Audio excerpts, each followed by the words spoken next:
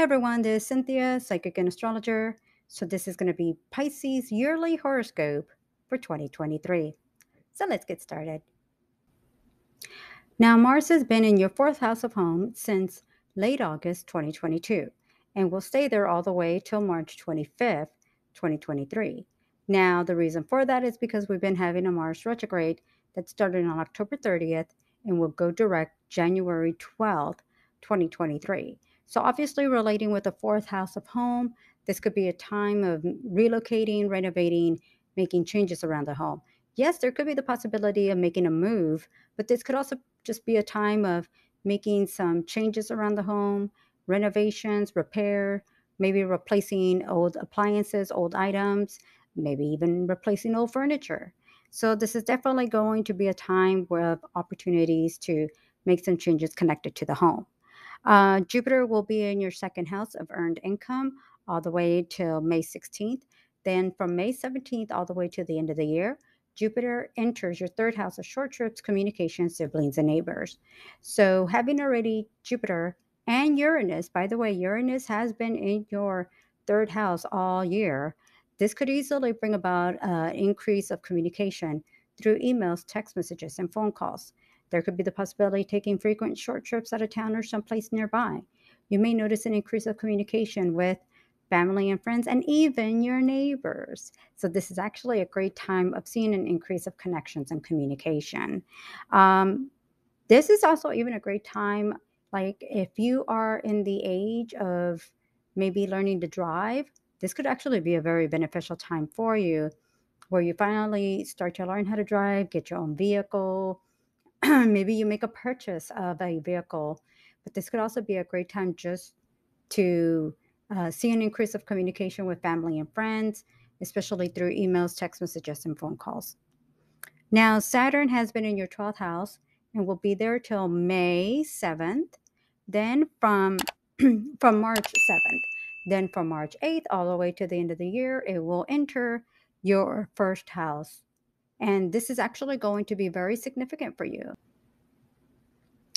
Now, having Saturn in your first house is actually quite significant because this is about where you want to be at in your life, how people view you, and where you want to be at in the future. This is about more internally. I've actually seen people go back to school, maybe decide to get married, get more committed, build a family. Saturn is a very, it kind of like matures you, time to take things serious. If you've been maybe going through a time of like renting an apartment, having Saturn in the first house could actually bring a time when you start to think more about purchasing a home. Now, at the same time, Neptune is also currently in your first house. Now, what's significant with Neptune is that Neptune is your ruling planet. So you have Saturn and then you have Neptune in Pisces that will continue for the rest of the year.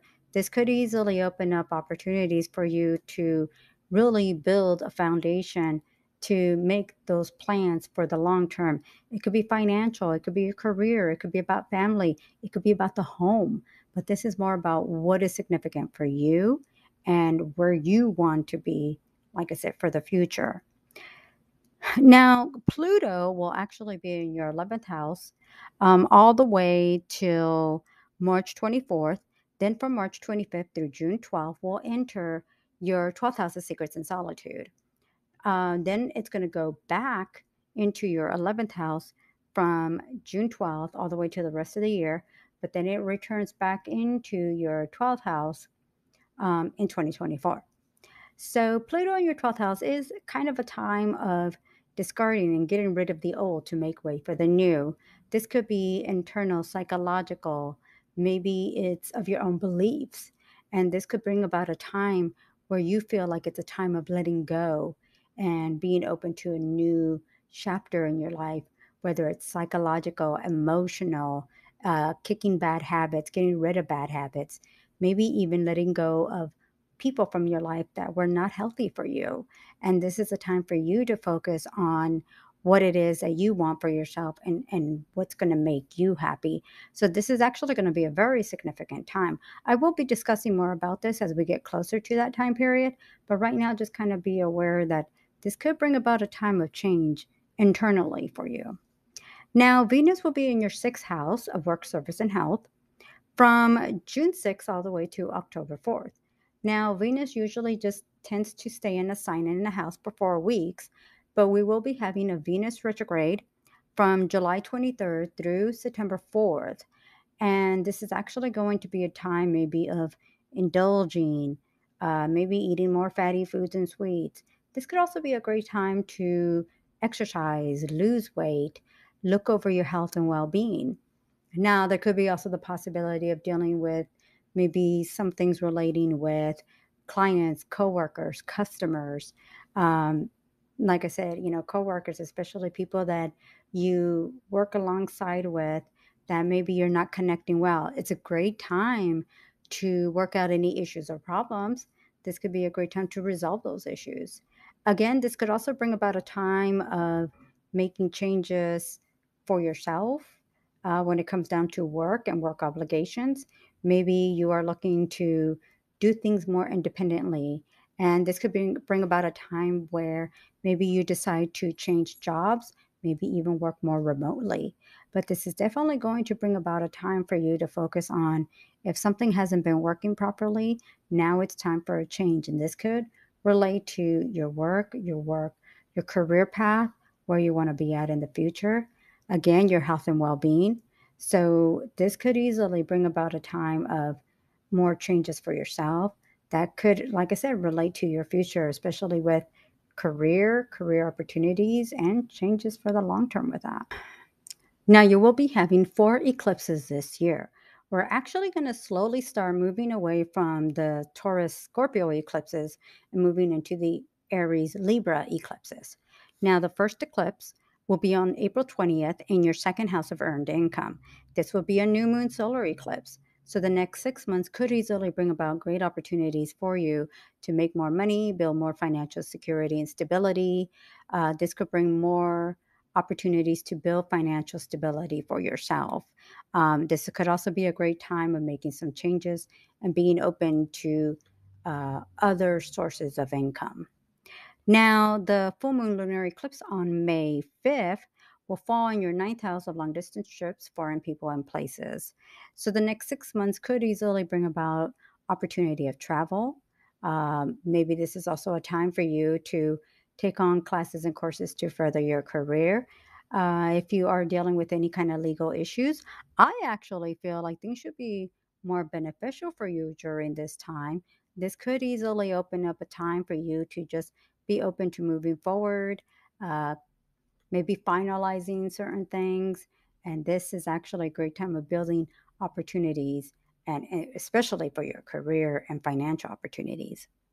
Now, on October 14th, the new moon solar eclipse will fall in your eighth house of long distance trips, foreign people, and places. So, the next 6 months could easily bring great opportunities and beneficial opportunities for you. This could be through taxes, credit card, loans, uh, settlements, inheritance, maybe through other financial gains. So definitely keep an eye on that time, because this could actually be very beneficial, financially beneficial for you. And then on October 28th, you will have a full moon lunar eclipse in your third house. Now, what's interesting is that you will already have Jupiter and Uranus in your third house. So then having a eclipse, so the next 6 months could bring about a beneficial time for you. Maybe you see an increase of communication through emails, text messages, phone calls. Uh, Maybe you purchase a computer, a cell phone, a telephone. Maybe this is even a time of travel and taking frequent short trips out of town. Maybe you're just open to visiting family and friends and building new connections there. But it's definitely going to be a great time of opportunity. So, this is actually going to be a very interesting year, and it easily can relate to your finances, building more financial security, stability. That could open up the opportunity of maybe more money, Now, I do have some significant love and relationship dates to keep an eye out for. Now, I will have many more love and relationship dates for you throughout the year in my monthly horoscopes, but these are significant to keep an eye out. And they are March 30th, July 20th, and September 25th. There could be the possibility of meeting somebody new, maybe building a new connection, maybe even a serious relationship. Now, for career and finances, keep an eye on January 4th, March 16th, April 11th, June 5th, and then there's a full moon on October 29th that will fall in your second house of earned income. And what's significant about that full moon and the 2 weeks after is that this could bring about more of a side income. And this could be maybe starting a side venture, side business. Maybe it's kind of like a hobby that earns you a little money. I've seen this where people sell maybe crafts and projects like at craft shows and make a little money off to the side, or maybe some projects or a service that you provide, not a full time service, but this could help you build a little side income there. So there's definitely going to be a lot going on for you throughout the year, especially start keeping an eye as we get towards April. Since the eclipses are going to be starting to affect your second house of earned income, this could easily build more financial stability and security for the long term.